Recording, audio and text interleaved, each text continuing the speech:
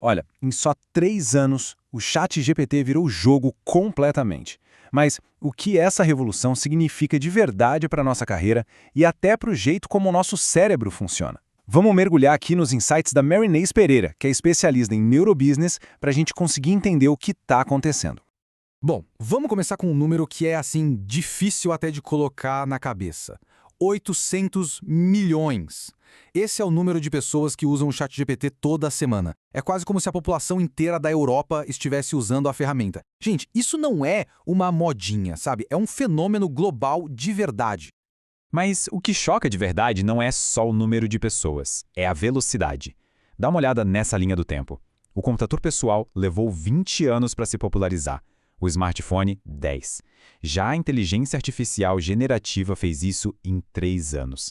A gente está vivendo tipo uma compressão do tempo tecnológico. E isso, claro, tem consequências bem profundas. E essa velocidade toda, sem precedentes, coloca a gente numa encruzilhada. De um lado tem o medo, aquele que paralisa. Do outro, uma euforia que pode até cegar. Essa revolução de 3 anos não é sobre máquinas ou programas. É sobre o que acontece dentro da nossa mente. Parece familiar, né? Pois é, essa era a mentalidade de um monte de profissional lá nos anos 90 falando sobre o e-mail. A história mostra pra gente que essa resistência a tecnologias que mudam tudo não é de hoje. A grande pergunta é, por que isso acontece toda vez? Pera aí, se a IA parece ser um caminho sem volta, por que tem tanta gente que resiste, que trava? A resposta, olha que interessante, não tá na tecnologia, tá na nossa própria biologia. Mais especificamente, na neurociência. A neurociência tem um nome para isso: sequestro da amígdala. Imagina que é tipo o alarme de incêndio do cérebro disparando. Quando a gente se depara com algo tão novo e potente como a IA, a nossa amígdala, que é o nosso centro do medo, simplesmente assume o comando. Ela basicamente desliga a parte lógica do cérebro, o córtex pré-frontal, e coloca a gente em modo de sobrevivência total. E como é que esse alarme soa no dia a dia? Bom, provavelmente com frases que a gente ouve por aí. Falar, isso é só uma moda passageira, é o cérebro tentando fugir. Dizer, a IA vai destruir a humanidade é uma reação de luta. Todas essas frases são, no fundo, a nossa biologia tentando nos proteger de uma mudança gigante e cheia de incertezas. Então, a sacada aqui é a seguinte. Aquele desconforto que a gente sente quando está aprendendo a usar uma ferramenta nova de IA, aquilo não é um sinal de perigo para a gente parar. Na verdade, é a dor do crescimento do nosso cérebro. É o som de novas conexões, novas sinapses se formando. E isso é a tal da neuroplasticidade em ação. E aí, quando o nosso cérebro está nesse modo de pânico, ele começa a procurar desculpas, né? Razões que parecem lógicas para justificar todo esse medo.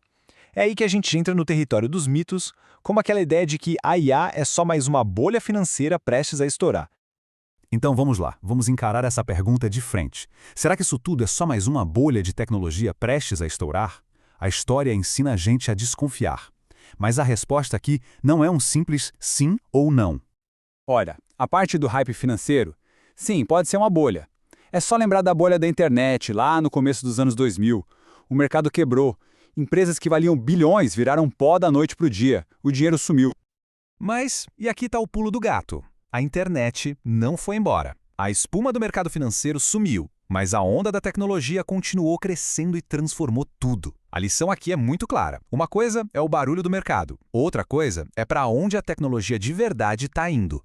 Outro mito comum é achar que a IA é tipo um oráculo da verdade. Na verdade, ela é o que os especialistas chamam de papagaio estocástico. Ou seja, ela repete padrões que encontrou em trilhões de textos da internet, com todos os nossos vieses, preconceitos e erros. E isso muda o nosso trabalho.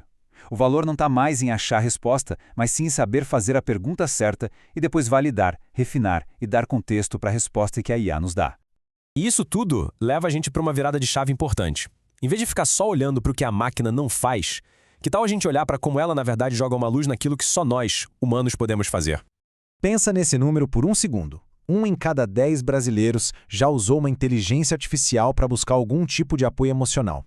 E olha, isso não é para criticar a tecnologia, tá? É quase um diagnóstico da nossa sociedade. Mostra que existe uma necessidade gigante de conexão humana que, por algum motivo, não está sendo suprida. E é exatamente aqui que a gente precisa traçar uma linha bem clara no chão.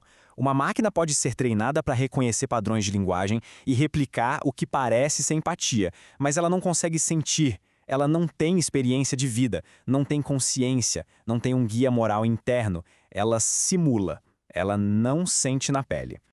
E o que isso causa? Uma inversão total de valores no mercado de trabalho. Conforme a IA vai automatizando as tarefas mais analíticas, aquelas habilidades que chamavam de soft skills, as habilidades humanas, elas viram as novas hard skills, as mais importantes de todas. A capacidade de liderar, de negociar com sutileza, de ter empatia de verdade, de tomar decisões éticas. Isso vira o nosso maior diferencial. Ok, a gente já entendeu o tamanho do desafio e também da oportunidade. Mas na prática, o que a gente faz? A autora do artigo nos dá um roteiro bem prático para a gente não só sobreviver, mas de fato prosperar nessa nova era. Mas antes, um aviso importante. Lembrem da Kodak, que inventou a câmera digital, mas engavetou a ideia? Da Blockbuster, que deu risada da ideia de streaming? A tecnologia muda, mas essa nossa reação de negar o futuro, nossa, ela é perigosamente parecida. A história realmente rima. Então, o caminho para frente, segundo a autora, se apoia em 3 pilares que estão todos conectados. Primeiro, estude a IA, mas não só como usar, e sim como ela funciona por dentro. Segundo, gerencie as emoções. É preciso criar resiliência para lidar com a ansiedade que essa mudança toda gera. E por fim, o terceiro pilar, seja intencionalmente humano. Aposte o dobro naquilo que nos torna insubstituíveis. E isso tudo nos leva para uma metáfora que eu acho incrível, a do centauro. O profissional do futuro não é nem 100% humano, nem 100% máquina. É uma fusão.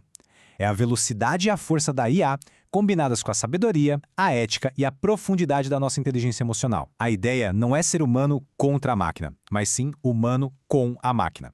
No fim das contas, a mensagem é muito clara. A tecnologia é uma ferramenta. A grande vantagem competitiva não vai ser dominar a máquina, mas sim dominar a si mesmo, entender as nossas emoções, os nossos pontos fortes e o nosso papel único nesse mundo novo que está se desenhando. E para fechar, fica aqui uma reflexão. Pensem na IA como uma alavanca, uma ferramenta que amplifica as coisas. A questão é, essa alavanca vai ampliar a nossa produtividade ou a nossa ansiedade? A direção que isso vai tomar depende de uma escolha consciente. Ou a gente abraça o aprendizado ou se fecha no medo. A decisão de como usar essa alavanca, no fim, é de cada um de nós. Toda essa nossa conversa, todos esses insights foram baseados no artigo 3 anos de ChatGPT, da Mary Inés Pereira. Muito obrigado pela companhia nessa jornada de hoje.